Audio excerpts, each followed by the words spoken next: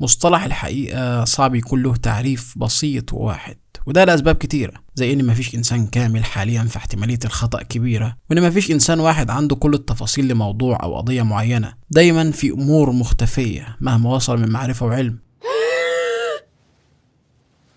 وإن بعض الحقائق بتكون نسبية مش دايما مطلقة، زي ما سكار قال لسيمبا. الحقيقة دايما نسبية. أدهم مستقبل محامي ناجح شغال في مكتب كبير عند المحامي شوقي صاحب المكتب، بيساعدوه في حل القضايا اللي بيمسكها، بمعنى هو عمره ما مسك قضية قبل كده لوحده وترفع عنها. بتقع قدامهم قضية لمدام سحر عبد المجيد متهمة في قتل جوزها. بتعرض القضية على مكتب أدهم، لكن بعد مراجعة من شوقي صاحب المكتب بيرفض القضية لأن كل الأدلة ضدها، فهي قضية خسرانة 100%، مفيش مهرب. لكنها بتلجأ لأدهم عشان يساعدها، وأدهم بيقول لها إن أستاذ شوقي رفض القضية وخلاص كده، لكنه بيلاقي نفسه منجذب إنه يساعدها، وبقى أمر واقع وبيوافق يساعدها. شوقي بيعرف بالحوار ده فبيتخانقوا، وأدهم بيقدم استقالته وبيسيب الشغل، وقرر يمسك أول قضية في حياته. بياخد سحر ويهربوا في شاليه على البحر لأن الحكومة بتدور عليها، وبدأ يحلل القضية خيط خيط لحد ما يوصل لدليل براءتها. السلاح اللي اختفى ده من نفس العيار اللي اتقتل بيه، يعني لو افترضنا ان القاتل دخل عشان يسرق وهو بيفتح الخزنة طب عليه حسين، فقام واخد المسدس وقتله. أدهم صدق سحر على الرغم إنه ما يعرفش حاجة عن الطرف التاني، وكأنه تحدي عايز يثبت بيه نفسه قدام مكتب شوقي، وفي أول قضية ليه هو قرر ياخد القضية عمياني، وبيسمع سحر وبيصدقها كمان عمياني بدون حتى ما يفكر شوية هل هي بتقول الحقيقة ولا لا. وأكبر إثبات على كده مشهد الفنجان ده. سحر بتعرض عليه إنها تقرأ له الفنجان وإنها شاطرة في الحوار ده من زمان، وبتقعد تقول له حاجات فعلا حصلت في حياته، زي إن أهله مش عايشين في مصر، وإنه كان خاطب قبل كده وبلا بلا بلا. لكنه بيقول لها إن الفنجان ده مش بتاعه، الفنجان ده بتاعها هي.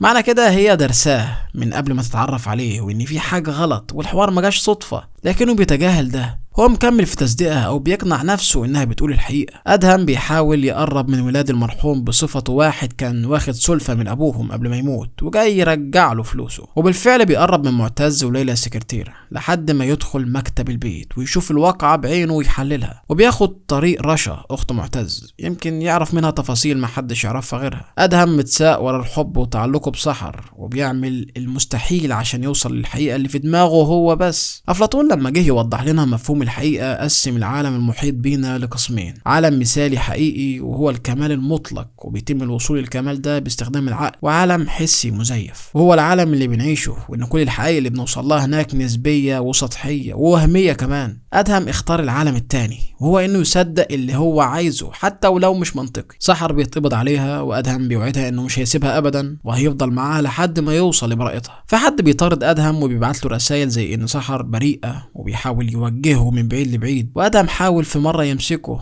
لكن ملحقش. بيعرف من رشا ان معتز كان متخانق مع ابوه قبل ما يموت، وده كان السبب اللي خلاه يسافر العين السخنة اصلا. وعرف انه كتب كل حاجة باسم رشا، ومعتز رجع يوم الوفاة من العين السخنة، دخل الفيلا واخد المسدس ومشي من غير ما حد ياخد باله. فالشك حاليا بقى على معتز. دايرة الشك بتكبر والحقيقة بقت مبهمة. وبمناسبة الكلام عن مفهوم الحقيقة وتعدد الروايات، نروح للفيلم الياباني العظيم راشمون اللي بيدور حوالين حادثة قتل ساموراي واغتصاب زوجته على ايد قاطع طريق. قصة الحادثة دي بتتحكي من 4 شخصيات: قاطع الطريق وزوجة الساموراي والساموراي بعد استحضار روحه عن طريق وسيط وشاهد عيان. أكيرا كوروساوا بيحطنا بكاميرته في منصب القاضي، وانت عليك إدراك الحقيقة من خلال روايات ال4 أشخاص دول، واللي بتكون مناسبة لأهوائك، وده اللي بيحقق هدف أكيرا ده لو استنتجتها أصلا وعرفت الحقيقة من الأساس. مع كل رواية هتظن إن الألغاز بتتفك والغموض بينحل والأمور بقت أسهل، ولكن بيحصل العكس تماما. لما بتختلط الحقيقة بالأهواء بتلاقي نفسك تايه، مين الصادق ومين الكذاب، مين الجاني ومين الضحية، مين الملاك ومين الشيطان، اتقتل بالسيف ولا بالخنجر. روايات متناقضة ومقنعة، كل قصة فيها ثغرات، واللي مش هتشفي نفسنا الطواقة لمعرفة الحقيقة. ال4 روايات بيشتركوا في حاجة واحدة بس وحقيقية، وهي قتل الساموراي واغتصاب زوجته. في الشهادة الأولى القاطع الطريق بيعترف بقتله للساموراي. ما هو اعترف اهو، ايه المشكلة؟ يبقى هو اللي قتله. بس مين قالك ان دي الحقيقة الكاملة؟ نكمل. وبعد ما اعترف بيقول ان هو ما كانش في نيته انه يقتله نهائي، هو كان عايز زوجته بس لانه وقع في حبها، وحكى انه ازاي وقعها في حبه وقتل الساموراي بعد ما تشابكوا بالسيف 23 مرة. في الشهادة التانية لزوجة الساموراي كانت في حالة انهيار تام، وكانت شهادتها على العكس تماما من شهادة قطع الطريق. في الشهادة الثالثة للساموراي اللي تم استحضار روحه عن طريق وسيط روحي بتتشابه روايته مع زوجته،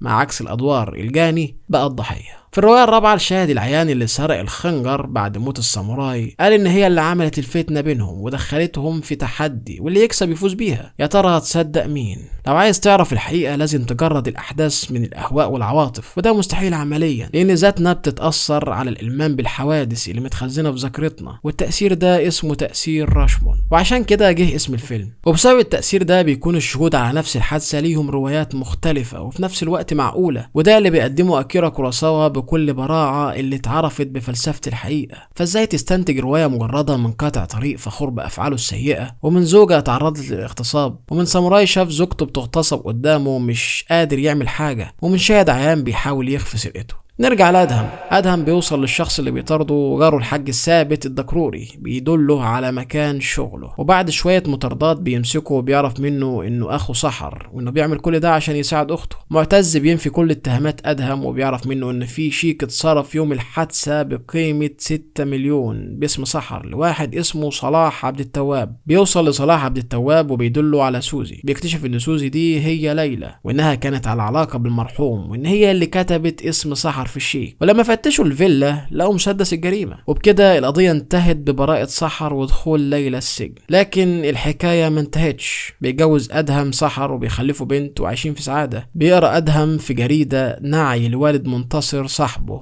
واللي اسمه ثابت الدكروري، فاكرينه؟ أدهم بيروح يعزي منتصر. بيكتشف أدهم إن منتصر ساكن في نفس المكان اللي كان ساكن فيه فتحي أخو سحر، وإن ثابت الدكروري ده هو اللي كان دله على مكان شغل أخو سحر. معنى كده إن منتصر له دخل في الحوار ده. حاجة بتضايقك تنكش فيها دي ما تشيلها من دماغك، ده الحياة صغيرة قوي.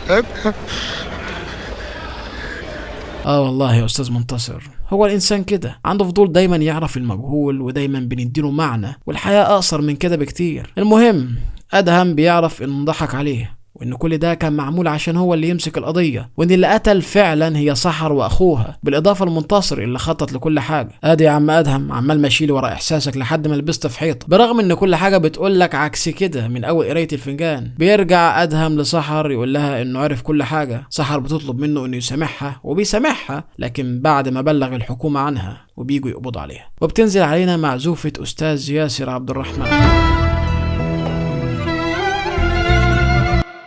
مفهوم الحقيقة مش زي ما احنا فاهمين أو فاكرين. الحقيقة هي مراية مشروخة، فاكرين إنها بتظهر لنا الصورة كاملة مش ناقصة حاجة، لكن هي الجزء اللي بنقدر نلونه زي ما احنا عايزين، بنضيف عليها اللي يخلينا نحس بشعور ما، إما بالأمان أو بالطمأنينة أو انتصار وهمي. أما الصورة الكاملة فهي للأسف أغلب الوقت غايبة عن عيوننا.